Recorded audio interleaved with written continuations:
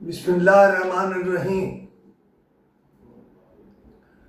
मैंने कल गंगाराम अस्पताल लाहौर के सिक्योरिटी और जेनिटोरियल को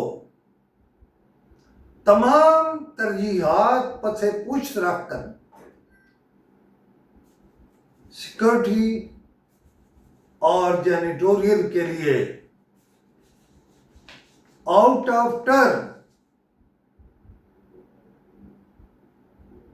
पैसों की अदायगी की बात की थी।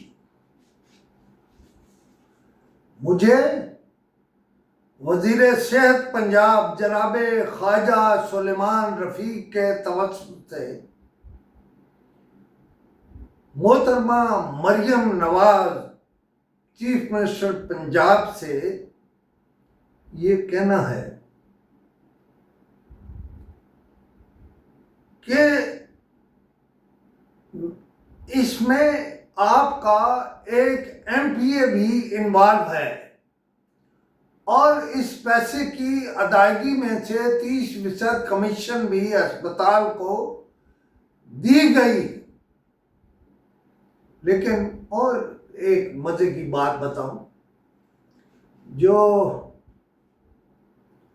जेनिटोरियल वाले एक साहब जो खुद एमपीए कहलाते हैं, उन्हें भी नहीं मालूम कि बख्शीश के कम से कम 1 लाख रुपए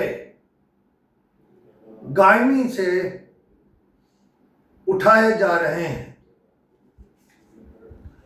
लेकिन जेनिटोरियल और सिक्योरिटी वालों का साबका एमएस पर इतना प्रेशर था कि उसने 15 करोड़ रुपए, हालांकि उसमें से इमरजेंसी की दवाओं का हिस्सा रखना चाहिए था, लेकिन उन्होंने वो सब कुछ सिक्योरिटी और जेनिटोरियल को दे दिया। पता नहीं तैयब साहब की खिदमात क्या हैं, वो अलग, इस पे मैं एक वीलॉग करूंगा। लेकिन ये सारा कुछ तो 30% अनायत हिस्सा उसमें से, उसकी वजह से, सिफारिश की वजह से पंजाब के कई एमपीएस के वफद ने जाके मुलाकात की साबका एमएस से और ये पैसे अदा हो गए। मैंने अभी नाम लिया था मोहतरमा बीबी मरियम नवाज का। आप ये तहकीकात कराएं, बल्कि मरियम औरंगजेब को लगाएं कि वो कौन लोग थे जो आउट ऑफ टर्न पैसे लेने के लिए, सिफारिश के लिए गए, और